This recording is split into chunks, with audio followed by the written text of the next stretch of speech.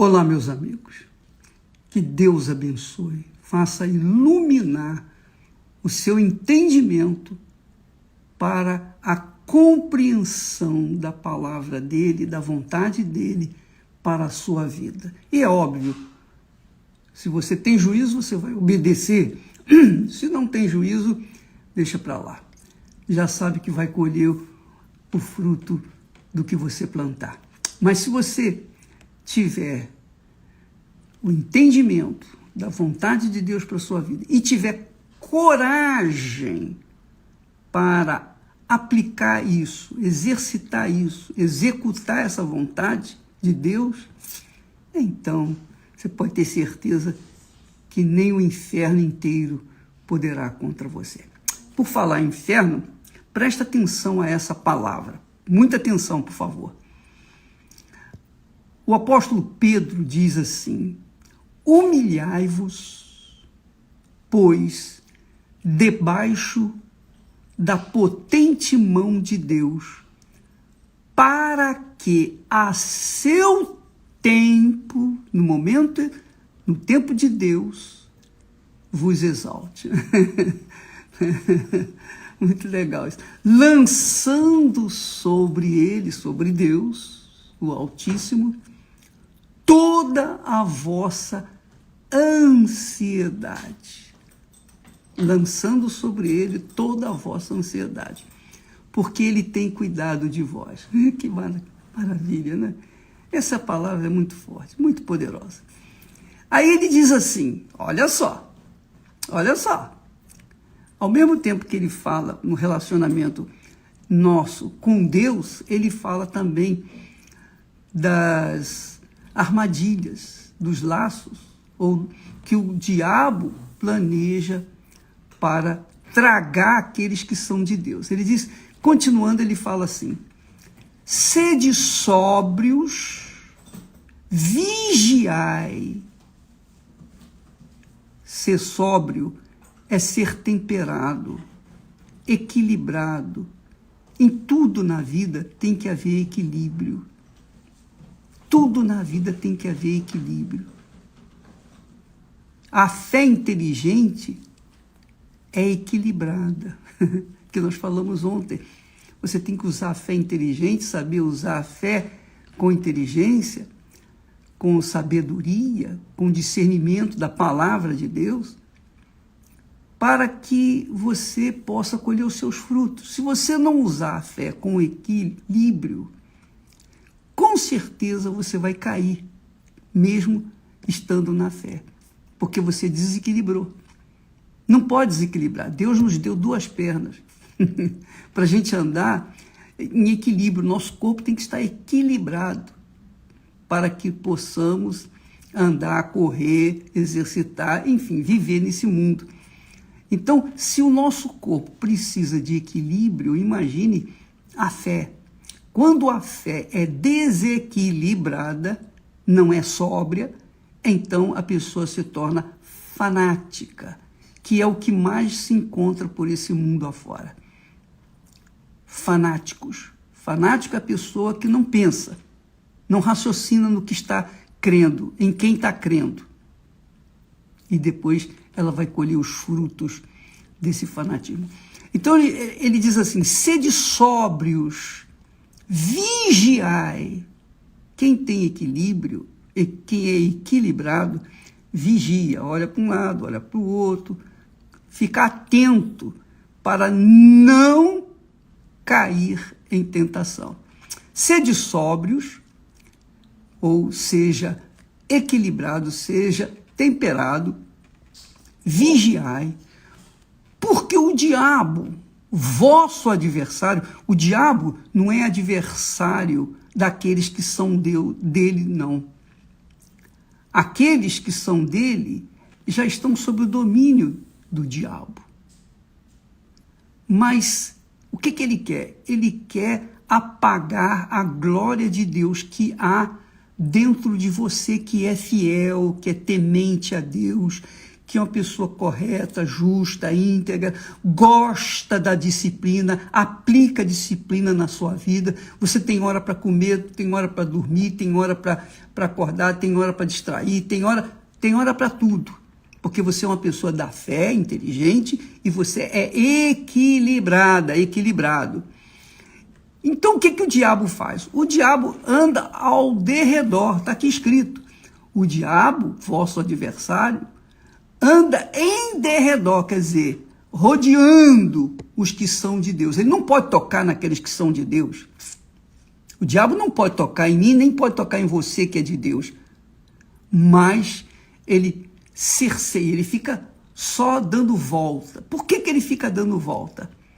Diz aqui Pedro, ele anda em derredor como leão bramando, buscando a quem possa tragar. Então, para que o diabo fica ao derredor daqueles que são fiéis, daqueles que são de Deus? Por quê? O que ele quer? Por que ele não pode tocar? Bom, ele não pode tocar porque é de Deus. Quem é de Deus, o diabo não toca. Então ele fica esperando, ele fica rodeando e vigiando. Por exemplo, o diabo fica rodeando ao meu derredor 24 horas por dia, para ver onde é que eu apresento uma falha, uma falta, onde é que eu tenho, digamos assim, sido tendencioso. Se eu sou tendencioso para a vaidade, então ele vai armar um laço com a vaidade para me pegar. Entendeu o que eu estou falando? Se eu sou, digamos, uma pessoa tendenciosa para a traição, para o adultério, então ele vai trazer pessoas dele, mulheres dele, para tentar me fisgar. É assim que ele trabalha. Se eu sou uma pessoa desregrada, digamos assim, um glutão, eu gosto de comer muito, eu como mais além do que o meu estômago suporta, então ele vai apresentar um laço de acordo com a minha glutonaria. Então, presta atenção, o diabo apresenta laços para as pessoas, justamente, ele não pode tocar, mas ele pode colocar o laço. Isso ele faz. Por exemplo, você se lembra de Abraão? Claro, Abraão. Quem não se lembra de Abraão? Abraão era o homem da fé, era o homem de Deus, um servo de Deus, um servo fiel, leal, amigo de Deus. Mas Abraão também caiu no laço do diabo. Quando que ele caiu no laço do diabo? Porque o diabo viu que Sara era estéril e o tempo estava correndo e ela estava envelhecendo. Então o diabo soprou com certeza na cabeça da Sara e disse para ela: ó, Sara, por que você não gera filhos através da sua serva? A serva Agar, por exemplo, era tão bonita, você pode gerar filhos através dela. Deus falou que fará de vocês uma grande nação, mas ele não disse que sairá de dentro de você, exatamente. Deus tinha falado exatamente isso, falar de você, Abraão. Vai nascer uma grande nação. E quando ele falava de Abraão, ele estava falando também para Sara, porque os dois eram um só corpo, uma só carne, uma só pessoa. Mas o diabo usou Sara para instigar Abraão, falar para ele: ó, Abraão, tenha filho com a minha serva. E Abraão, atendendo a sua paixão, o seu amor imenso por Sara, porque Abraão era um apaixonado por Sara, e Sara queria um filho. Já que eu não posso ter filho, dizia ela, então uma empregada minha vinha ter filho e eu sou a mãe dessa criança. Porque naquele tempo era assim que funcionavam as coisas. E Abraão caiu no laço da conversa de Sara e teve um filho chamado Agar, com a sua serva. E esse filho veio a ser um laço para Abraão, um laço para Sara, porque depois Sara se arrependeu. Depois Sara, aí já era tarde, acabou, caiu no laço. Quer dizer, mesmo Abraão, com toda a sua afinidade, amizade, com toda a sua, digamos, intimidade com Deus, mesmo assim, ele caiu no laço do diabo. Então, quando Pedro fala assim, sede sóbrios, vigiai, minha amiga, meu amigo, você pode ser cheia do Espírito Santo, mas se você não vigiar, você vai cair. Eu posso estar cheio do Espírito Santo, mas se eu não vigiar, eu também posso cair, com certeza. Então a gente tem que ser sóbrio, quer dizer, temperado, quer dizer, equilibrado na nossa fé, para não nos deixarmos levar pelas facilidades. Porque Sara apresentou para Abraão uma facilidade. Bom, já que eu não posso ter filho, usa a minha serva. Viu? Como o diabo trabalha? Ele cerca, ele anda ao derredor, bramando como leão, só pesquisando a necessidade que a pessoa tem. Se você é uma pessoa, por exemplo, que quer ser rica, você quer ser rico, você tem uma ambição de riqueza. Então o diabo sabe que você, mesmo sendo cristã, e você deseja essa riqueza, ele vai abrir oportunidades para você. Oportunidades, facilidade. Ele vai tornar fácil as coisas para você. É isso aí. E, obviamente, você vai se entregar, porque você vai pensar assim, mas isso é de Deus. Poxa, eu criei, eu orei, Deus está me dando. A gente pensa que é de Deus, mas não é. Então, deixa eu falar para vocês uma coisa. Eu ontem comecei a falar sobre a minha experiência, que eu também fui, quase caí no laço do diabo. Olha só, eu era jovem, então, e eu queria me casar, já cheio do Espírito Santo, já querendo fazer a obra de Deus, eu estava buscando uma auxiliar, uma pessoa que viesse ser parceira minha para me ajudar a ganhar almas. O diabo sabia disso. E ele ficou esperando. Até que um dia, eu lendo a Bíblia, eu vi aquela palavra lá que Jesus falou, em João 15, 7. Ele diz assim, se vós estiverdes em mim, e as minhas palavras estiverem em vós, pedireis o que quiserdes, e vos será feito. E sabe o que eu fiz? Eu coloquei a palavra de Deus, abri a Bíblia naquela página, mostrei a palavra para Deus e falou, Senhor, eu quero essa criatura. Sabe quando a pessoa está cega? Eu quero porque quero. Eu não quero saber se é a tua vontade, é a minha vontade. Eu não disse isso claramente, mas eu, com a minha vontade ávida, muito forte, me fez usar a própria palavra de Deus para cobrar de Deus uma promessa que ele tinha feito. E o que aconteceu? Ele me deu. Ele deu aquilo que eu queria. Só que, ao longo do nosso namoro, que não durou, entre namoro e noivado, nós levamos, e quase casamento, nós levamos cerca de, no máximo, 4 meses. No máximo. Então foi tudo muito rápido. Bom, é a vontade de Deus, eu vou casar, é isso aí. E eu enfiei os pés pelas mãos, enfim. Me atrapalhei e fui em frente. Comprei móveis e tal. Ela trabalhava, nós juntamos os nossos cacos e começamos a investir na nossa casa. O que deu?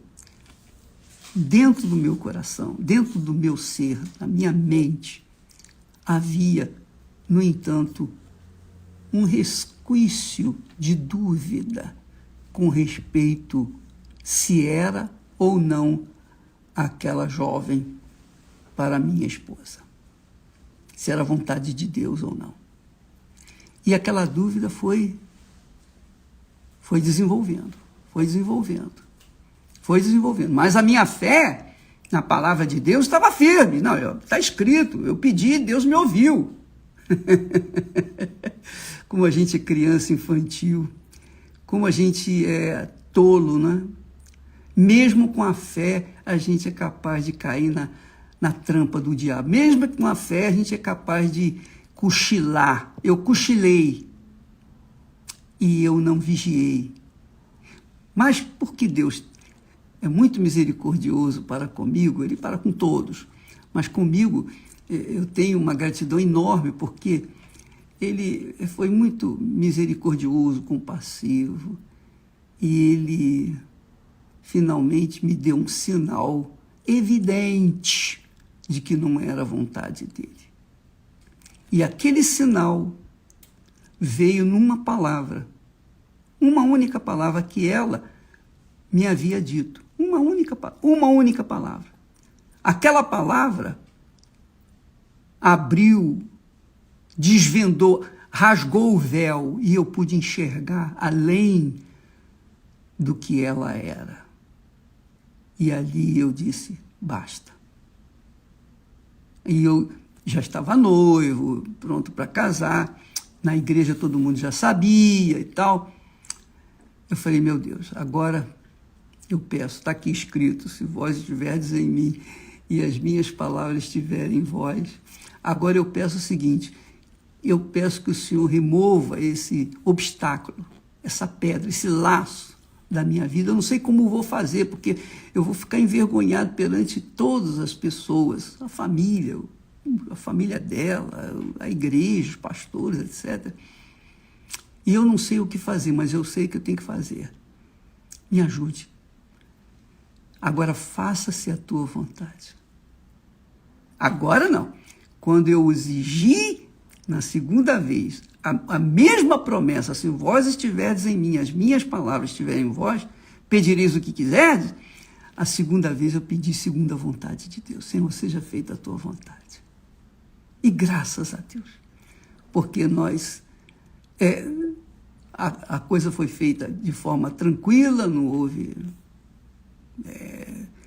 briga, não houve nada, mas apenas chegamos a uma conclusão de que não era a vontade de Deus e obedecemos essa palavra. Deus também a convenceu, como Ele havia me convencido, e nós não nos casamos.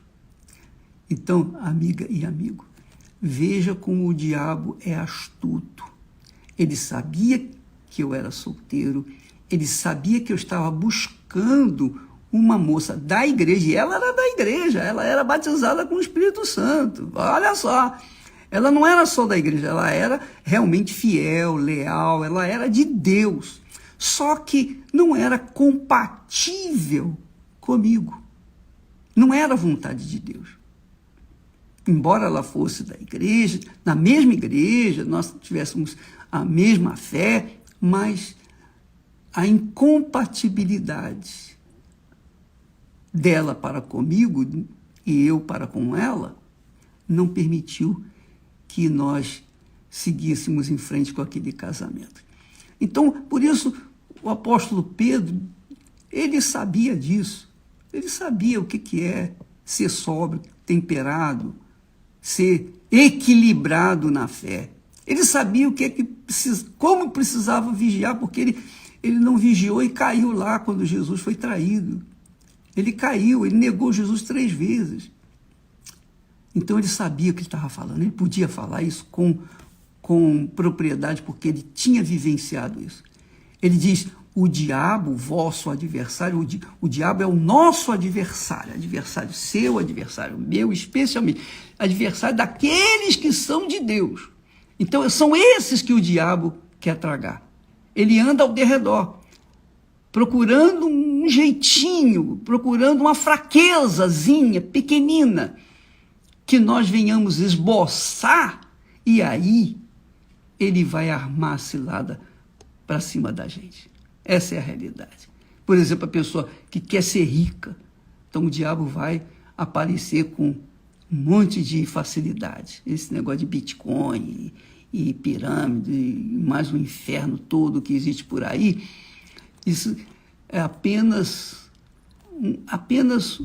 um laço, um lacinho para pegar os tolos, os que não têm sido equilibrados na fé, que pensam que andar com Deus, que andar pela fé é só tomar posse, aproveitar as oportunidades para que venham tomar posse de coisas grandes.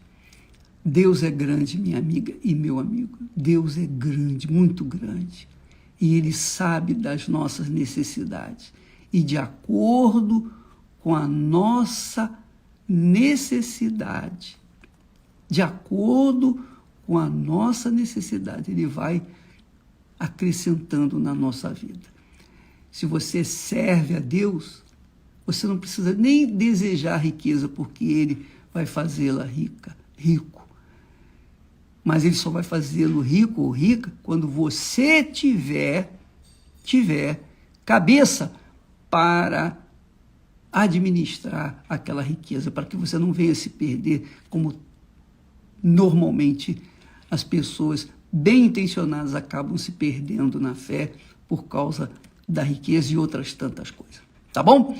Nós vamos ficando por aqui. Amanhã nós estaremos falando mais a esse respeito, porque eu quero que você se arme, eu quero que você vigie. Assim como o diabo anda em derredor, você também tem que estar vigilante 24 horas por dia. Ele não anda em derredor dos que não são dele, mas dos que são dele.